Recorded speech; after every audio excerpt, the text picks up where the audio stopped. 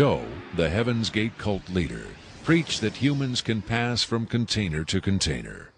The mysterious Victor, on the other hand, harbors no such belief. In his interview, recorded months before the Rancho Santa Fe tragedy, Victor made his attachment to his own earthly vessel abundantly clear. And let me just state here publicly, to head off any clever ideas anyone might be having, I have never been, am not now, and never will be suicidal. But how would the public know if something happened to you, since we don't know who you are? I'm taking care of that. Trust me. If something happens to me, if I die, people will know who I am. Do you think it's a reassuring sign that these aliens can communicate with us on a spiritual plane? It would be nice to think so, but I'm not sure if it's really such an achievement considering the mismatch between our intellects. I mean, you're not going to have much luck making your dog understand calculus. But if you pet him on the head and say, "Good dog," aren't you communicating spiritually? And doesn't the animal control officer say, "Good dog," when he comes to put some poor stray to sleep? Doesn't the vet try to reassure the animal just before he spays it? When you're dealing with beings whose intellect is so far beyond your own, I don't think it's safe to assume they have your best interests at heart. What about the content of the tape segment you brought? As I said, this is late in the series. In fact, it's quite close to the end. Because of his unwillingness to reveal his own identity, Victor's story stands or falls on the credibility of the tape he supplied. Here, exclusively, for the first time anywhere, is the uncut, uninterrupted alien interview tape, shown in its entirety in real time.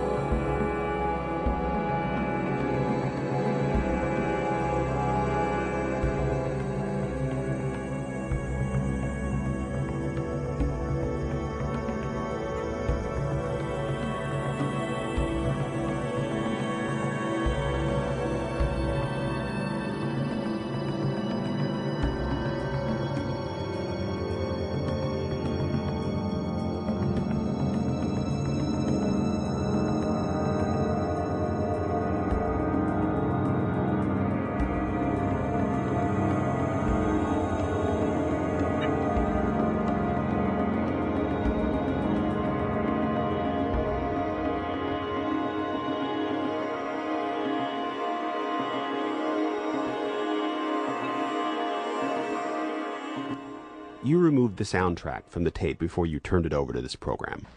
That's correct. I can't allow the voices of the project personnel to be heard by the general public. There's a very good chance their family or friends on the outside might recognize them. Isn't your purpose in releasing this tape to expose Area 51 to the world? My purpose is to expose the existence of the aliens, not compromise these individuals. I made the decision to come forward. I'm taking precautions to protect my own identity, and I don't think it's fair for me to put these others in danger of exposure. In any case, the interview on the tape went nowhere. It was interrupted, as you'll see. Can you describe for us what we're seeing? All right, we're looking at the interview suite at S4. It's kept dark for the comfort of the aliens. The figure who is just barely visible in the left foreground is the telepath, and behind the camera is a raked seating area for observers. Although in this case, I believe the only other person present was a military aide. The alien is seated behind a glass partition in a biocontainment area, which is maintained at biosafety level 2, the lowest designation. That's primarily for the protection of the aliens, not us. The theory is that if they were going to infect us with an alien bug, it would have happened 50 years ago. In fact, all the indications are the aliens eliminated microbial and viral life from their own ecosystem long ago. They aren't susceptible to our diseases directly, but it has been shown that microbes can reproduce and form colonies within their respiratory systems, which tends to exacerbate the debilities they seem to suffer anyway in our environment. In fact, you can see here the alien is beginning to flag. The interview was not going well. The telepath was trying to clarify some points from a previous interview, but he wasn't receiving coherent responses. As you can see, the being is in real distress. At this point, the telepath is sending out a message to the medical staff. He's trying to communicate with the alien, but he's getting no response.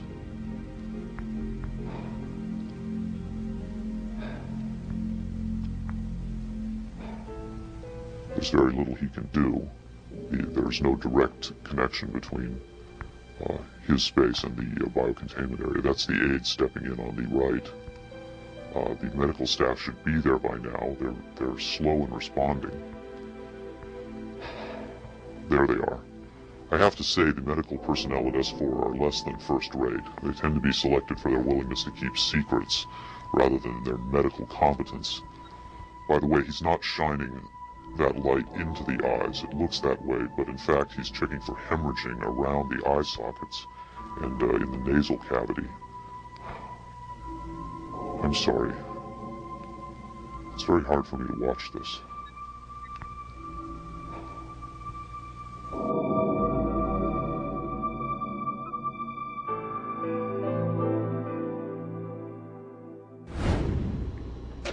You're asking me if I think this is real? That have I finally seen a space alien? You know, I don't know. But I do know this. I know that this is not a tricked up version like the alien autopsy. It doesn't attempt to distract you away from the alien. It doesn't have that cinema verite, black and white. It doesn't go to great lengths to try to fool the audience. It's straight ahead. It's an alien on tape. Pretty much the way you'd probably film it. The point is this: what if it is real? In evaluating the authenticity of the alien interview tape, the logical place to begin is with the videotape itself. What can the technical details of this recording tell us about its origin? Rocket Pictures sent Victor's original tape to the Phoenix laboratory of renowned image analyst Jim Delatoso. Using the most up-to-date digital technology, Delatoso tried to determine the tape's authenticity. I've been exploring, looking at different aspects of the image itself to develop questions for a matrix on is it real